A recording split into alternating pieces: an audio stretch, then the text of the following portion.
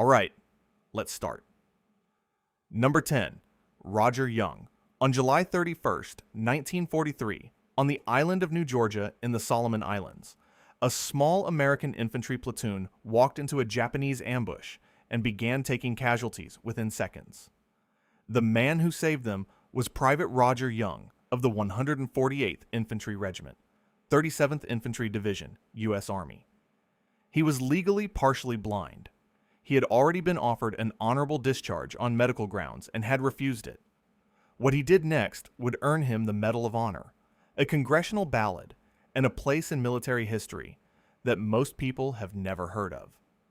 Young had voluntarily reduced his own rank from sergeant to private months earlier, believing his hearing and vision problems made him unfit to lead men. That decision tells you everything about who he was. The Army had given him a way out, twice, and he had declined both times, asking only to remain with his unit as a rifleman. On New Georgia, the 148th was attempting to push through dense jungle toward Japanese defensive positions, the kind of terrain where ambushes are not a risk but a certainty, and where a single machine gun nest can stop an entire company cold. When the Japanese opened fire, Young's platoon was pinned. He identified the machine gun position responsible and, without orders, began crawling toward it alone through open ground, drawing fire onto himself deliberately to give his men the chance to withdraw to safety. He was hit almost immediately. He kept crawling. He was hit a second time. He kept moving. His actions were not reckless in the way that word is usually meant. They were precise, calculated, and undertaken with full knowledge of what they would cost. Young reached close enough to throw grenades at the Japanese position before he was killed. His platoon escaped. The Medal of Honor citation, confirmed in U.S. Army records and the Congressional Record of 1944, states that he drew the enemy fire upon himself with deliberate intent. Poet Frank Loesser later wrote The Ballad of Rodger Young, which became one of the most widely distributed military songs of the Second World War, broadcast on Armed Forces radio across the Pacific Theater. He was 25 years old. He had turned down his discharge, turned down his sergeant's stripes, and turned down every opportunity the Army offered him to be somewhere safer. Some men spend their lives trying to prove something.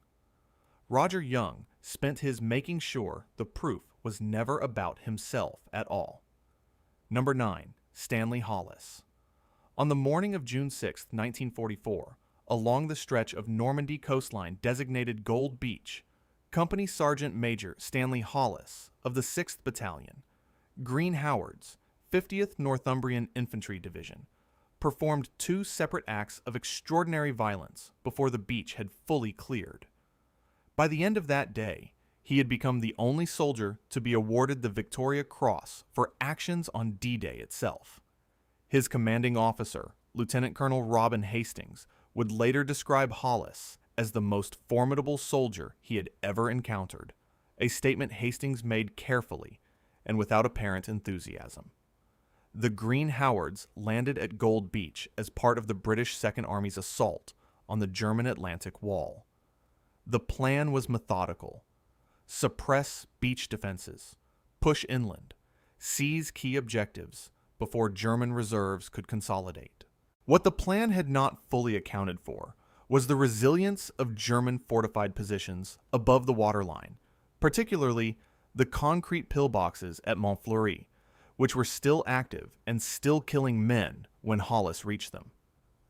In the chaos of an amphibious assault, the gap between what was planned and what was happening on the ground was, as always, enormous. Hollis spotted a pillbox that had been bypassed, still firing into the flanks of his company. Without waiting for orders, he charged it. He reached the aperture, fired his Sten gun inside, then climbed on top of the structure, dropped in a grenade, and captured the surviving garrison. A short time later, near the village of Crépon, he used a Piat anti-tank launcher to create a diversion that allowed two of his men, pinned in an open field, to escape. The London Gazette citation of August 17, 1944, uses the phrase complete disregard for his own safety, which was technically accurate and entirely insufficient. What distinguished Hollis from other decorated soldiers was the pattern. The pillbox at Montfleury was not a single moment of adrenaline. The action at Crépon required a separate calculation. Go forward, draw fire, give his men a window. These were not the same instinct firing twice. They were two different decisions made hours apart, both arriving at the same answer. Military historians at the Imperial War Museum have noted that the VC citation for June 6th could credibly have described either action alone. Stanley Hollis survived the war, returned to Yorkshire, and ran a pub. He rarely discussed what had happened on Gold Beach, and when he did, he described it in the flattest possible terms.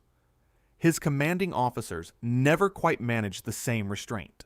What do you do with a man who charges a pillbox before breakfast and calls it an ordinary morning? Number 8. Leo Major. On the night of April 13th to 14th, 1945, a one-eyed Canadian corporal named Leo Major walked into the Dutch city of Zwolle alone, and, over the course of a single night, drove the German garrison out of it. He killed an unknown number of German soldiers, burned the local Gestapo headquarters to the ground, and by dawn had created enough chaos that the occupying force concluded they were under a coordinated major assault, and withdrew. His commanding officer had not authorized the mission. Major had simply decided it needed to be done. Major served with Le Régiment de la Chaudière, part of the 3rd Canadian Infantry Division, which had been tasked with liberating the Netherlands in the final weeks of the war. He had already lost his left eye at the Scheldt Estuary in 1944, an injury that would have ended most soldiers' frontline careers.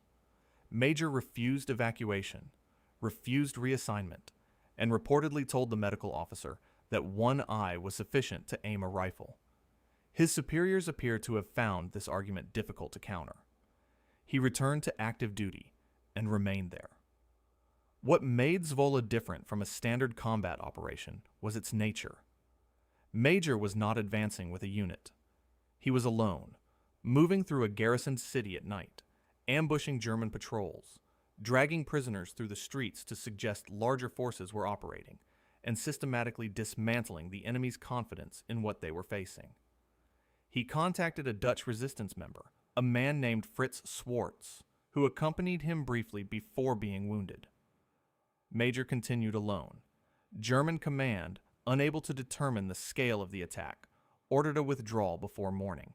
Major had also, earlier in the war, declined his first Distinguished Conduct Medal.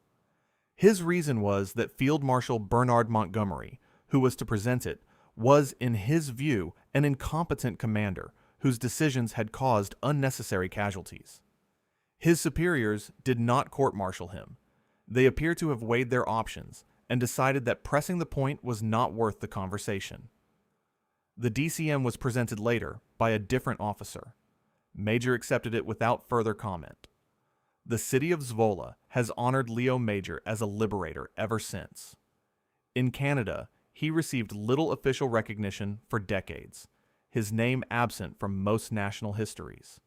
A one-eyed, insubordinate, entirely unmanageable soldier who liberated a city by himself is, it turns out, the kind of story that institutional military history finds surprisingly difficult to file correctly. Number 7. John Basilone. On the night of October 24th to 25, 1942, on Guadalcanal, Gunnery Sergeant John Basilone of the 1st Battalion, 7th Marines, 1st Marine Division, held a machine gun position against an assault by approximately 3,000 Japanese soldiers. He held it for 2 days. He started with 15 men. When relief finally arrived, most of those men were dead, ammunition was exhausted, and Basilone was still at his gun. The Marine Corps had no existing framework for what had just happened, so they gave him the Medal of Honor and tried to figure out the rest later. The battle for Henderson Field was one of the most critical engagements of the Guadalcanal campaign, a relentless series of Japanese attempts to retake the airfield that had become the strategic linchpin of the entire Pacific theater. The Japanese 17th Army, committed regimental strength forces to the assault, believing that weight of numbers would overwhelm any defensive position. For most positions along the Marine perimeter that night, they were correct. For Basilone's section of the line, they were not.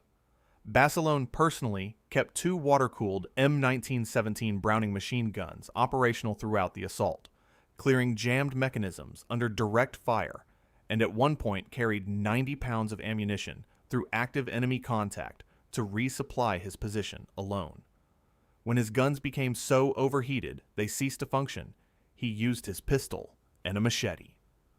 The Medal of Honor citation, preserved in U.S. Marine Corps records, describes him as demonstrating conspicuous gallantry and intrepidity at great risk of personal safety above and beyond the call of duty. Language the Corps reserves for actions it cannot otherwise categorize. After the Medal of Honor, the Marine Corps pulled Basilone from combat for a war bond tour, a role that required him to travel the United States, give speeches, and be celebrated. He found it unbearable. He lobbied repeatedly and persistently to be returned to frontline duty. His superiors offered him a commission, a training role, and various positions that would have kept him safe. He declined all of them. He was finally permitted to return to combat as part of the Iwo Jima assault force. John Basilone was killed on the first day of the Iwo Jima landings, February 19, 1945, by mortar fire near Airfield No. 1. He had chosen to be there. The Marine Corps named a destroyer after him, built a statue in his hometown of Raritan, New Jersey, and never quite answered the question his commanders had first asked in 1942. What exactly do you do with a man who cannot be kept away from the fight? Number 6. Ernest Smoky Smith. On the night of October 21st to 22, 1944, on the banks of the Savio River in northern Italy, a Canadian private named Ernest Alvius Smith stopped a German armored counterattack with a Piat anti-tank weapon and a pistol. He was effectively alone. His section had been reduced to 2 men before the engagement began. The official citation for his Victoria Cross, published in the London Gazette in December 1944, describes his conduct as demonstrating absolute contempt for danger, which was the most restrained language available and still barely adequate. Smith served with the Seaforth Highlanders of Canada, part of the 5th Canadian Armored Division, which had been fighting northward through Italy since 1943. The Savio River crossing was part of the broader effort to break through the Gothic Line, Germany's last major defensive barrier in Italy, a fortified network that had already cost the Allied armies months and thousands of casualties. The crossing itself was contested from the beginning, with German forces mounting immediate counterattacks to push the Canadians back before a bridgehead could be consolidated. Smith's section was among the first to cross. When German armor moved up in the darkness, Smith moved toward it. He fired his Piat from a range of approximately 30 feet, destroying a Panther tank. German infantry dismounted from accompanying vehicles and advanced on his position. He engaged them with his Thompson submachine gun, killing 4 soldiers and forcing the remainder to withdraw. A second group attacked. He engaged that group as well. When the Piat ammunition ran out, he continued with his pistol. The German counterattack, which had been intended to collapse the bridgehead entirely, stalled and then withdrew. What military records from the Seaforth Highlanders also document is that Smith's conduct that night did not occur in isolation. He had been demoted multiple times during the Italian campaign for various acts of insubordination, and promoted again each time combat made his particular combination of skills indispensable. His commanding officers faced a recurring problem that had no clean solution. The most dangerous man in the regiment was also the one they could least afford to discipline, because disciplining him meant losing him, and losing him was a cost they had calculated and rejected repeatedly. Ernest Smoky Smith died in Vancouver on August 3, 2005, the last surviving Canadian recipient of the Victoria Cross from the Second World War.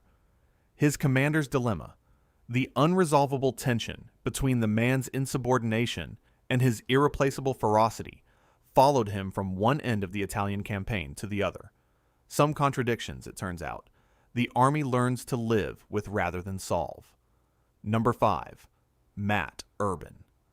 Between June 1944 and September 1944, Captain Matt Urban of the 2nd Battalion, 60th Infantry Regiment, 9th Infantry Division, United States Army, was wounded 7 times. 7 times he left the hospital without authorization and returned to his unit. By the time the Normandy breakout reached the borders of Germany, Urban's men had developed a specific and documented belief that their commanding officer was simply not going to stay dead, and that the Germans had not yet made the weapon capable of stopping him. They called him the Ghost. German forces, according to secondary accounts from the period, eventually used the same name. The Normandy campaign from June through August 1944 was among the most attritional periods of the entire European theater, a grinding, costly advance through hedgerow country where casualties among junior officers were catastrophically high. In that context, an officer who returned from hospital 7 times was not merely extraordinary. He was, from his unit's perspective, structurally impossible. The 9th Infantry Division's own after-action reports from this period document Urban's presence at engagements where he had been officially recorded as hospitalized, which created a specific administrative difficulty that his superiors resolved by largely ignoring it. Urban's actions during this period were not limited to survival. He personally destroyed multiple German tank and machine gun positions across Normandy and northern France, often advancing ahead of his own men to locate enemy fire and suppress it before directing his company forward. On one occasion, he commandeered a tank and personally directed its fire against a German position that had pinned his battalion. His Medal of Honor citation, eventually formalized under President Jimmy Carter on July 19, 1980, describes combat actions across 7 separate engagements spanning 11 months of continuous operations. The 1980 date is not a clerical detail. Urban's Medal of Honor recommendation had been submitted during the war and subsequently lost in the bureaucratic chaos of demobilization. He did not receive the decoration until 36 years after the actions that earned it, the longest gap between qualifying action and awarded decoration in the documented history of the United States military. The recommendation had not been denied. It had simply disappeared into a system overwhelmed by the scale of what the war had generated. 7 wounds. 7 unauthorized departures from hospital. 36 years between the action and the medal. The men of the 60th Infantry had a phrase they used about Matt Urban that their officers eventually stopped trying to correct, because it was, by any measurable standard, accurate. Some men, they said, simply refuse to let the war be over until they personally decide it is. Number 4. Charles Upham. In the entire history of the Victoria Cross, the highest military decoration awarded by Britain and the Commonwealth, only 3 men have ever received it twice. One of them was a New Zealand sheep farmer. Captain Charles Hazlitt Upham of the 20th Battalion, 2nd New Zealand Expeditionary Force, received his first Victoria Cross for actions during the Battle of Crete in May and June of 1941, and his second, the Bar, for actions at Ruysat Ridge in the Western Desert on July 14th and 15th, 1942. He is the only combat soldier in the decoration's history to have received it twice. The other 2 recipients were medical officers. The distinction matters. Medical officers receive the VC for saving lives under fire, an act of extraordinary courage that has its own clear moral framework. Upham received his twice for killing, repeatedly, while already wounded, under circumstances that German after-action reports, referenced in New Zealand's official military history, described in terms that suggested something closer to bewilderment than tactical analysis. By the time of Ruysat Ridge, Upham had been shot through the elbow and continued attacking German positions. He had to be physically restrained by his own men to prevent him from advancing alone into a concentrated enemy formation. What separated Upham from other decorated soldiers was the absence of anything that looked like hesitation. In Crete, he cleared German machine gun positions, carried wounded men under fire, and destroyed an enemy vehicle with grenades while suffering from dysentery so severe that medical staff had recommended his evacuation. He refused. In the western desert, he attacked a German-held position with his wounded arm in a sling, throwing grenades with his uninjured hand. He was eventually captured at El Alamein in 1942, having been shot twice more. In German captivity, Upham attempted to escape 4 times. He was transferred to Colditz Castle, the high-security prison reserved for Allied officers deemed to be extreme escape risks. The Germans reportedly offered to repatriate him on medical grounds. He declined.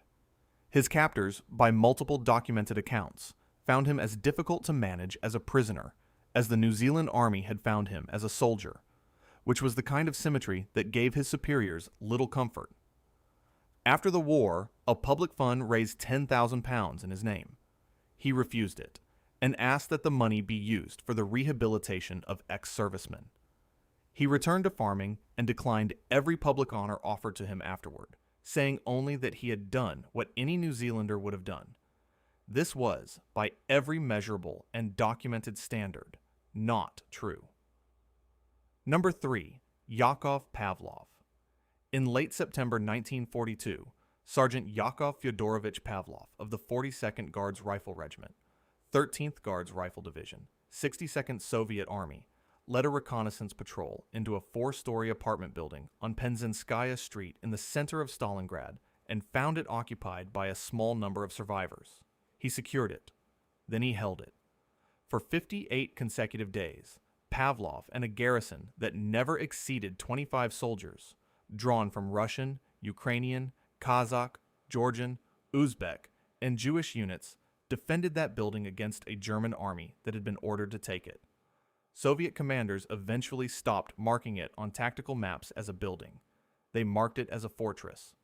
By September 1942, Stalingrad had become the defining engagement of the entire Eastern Front, a city reduced to rubble in which every floor of every building had become a tactical objective. General Vasily Chuikov, commander of the 62nd Army, had developed a doctrine of close-quarters urban combat specifically designed to neutralize German air and artillery superiority by keeping Soviet and German forces so tightly intermingled that neither side could use its heavier weapons without killing its own men. In this context, a single building held by a determined force was not merely a defensive position. It was a statement. The German forces assigned to take what became known as Pavlov's house were not token units. They included infantry supported by armor and artillery, rotating through assault attempts over weeks. Each attempt failed. Pavlov's garrison had fortified the building with anti-tank guns positioned to cover all approaches, machine gun nests at every floor, and a network of trenches dug through the rubble to connecting positions. They also dug a communication trench back to Soviet lines, which allowed resupply and evacuation of wounded without exposing men in the open. The fortification was methodical, sustained, and entirely the product of Pavlov's own initiative. General Chuikov later wrote in his memoir The Battle for Stalingrad, published in 1959, that the German army lost more men attempting to capture Pavlov's house than it had lost during the entire fall of France in 1940. Historians have debated the precision of this figure, but the underlying point is supported by German regimental records from the period, which document repeated failed assaults and escalating casualties against a position that German commanders consistently underestimated. The building became, in the language of both armies, a symbol. Pavlov's house still stands in what is now Volgograd, preserved as a national monument. Yakov Pavlov was awarded the Hero of the Soviet Union in 1945 and survived the war. Historians have spent decades asking whether he understood the psychological effect his refusal was having on the German forces outside. Whether the 58 days were strategy or simply the stubbornness of a man who had decided, quietly and completely, that this building was his, and that no army on earth was going to take it from him. Number 2. Jake McNiece. In the summer of 1942, the United States Army identified Staff Sergeant Jake McNiece of the 506th Parachute Infantry Regiment, 101st Airborne Division, as a disciplinary problem significant enough to require multiple formal reviews. He had been reduced in rank 3 separate times for conduct unbecoming, insubordination, and what one officer's report described simply as a general disregard for military authority. Each time he was demoted, combat requirements brought him back. Each time he returned to rank, the cycle began again. His commanding officers were not wrong to be concerned. They were also not wrong to keep him. McNiece led the group within the 506th PIR that became known as the Filthy 13, a demolitions and pathfinder unit whose members were recruited specifically for their willingness to operate in conditions that conventional soldiers could not sustain. The group was named in the press after a Stars and Stripes correspondent filed a report in 1944 describing their refusal to shave or observe standard uniform regulations before the Normandy jump, on the grounds that they were likely to be dead within 48 hours and had decided to spend their remaining time as they chose. The Army reprimanded the journalist. It did not reprimand McNiece, because by that point the calculus was clear. On the night of June 5th to 6th, 1944, McNiece led his Pathfinder team into Normandy ahead of the main airborne drop, tasked with placing radar beacons and lights to guide the aircraft carrying the 101st. They jumped into darkness, scattered by flak, and landed in terrain that bore almost no resemblance to their briefed drop zones.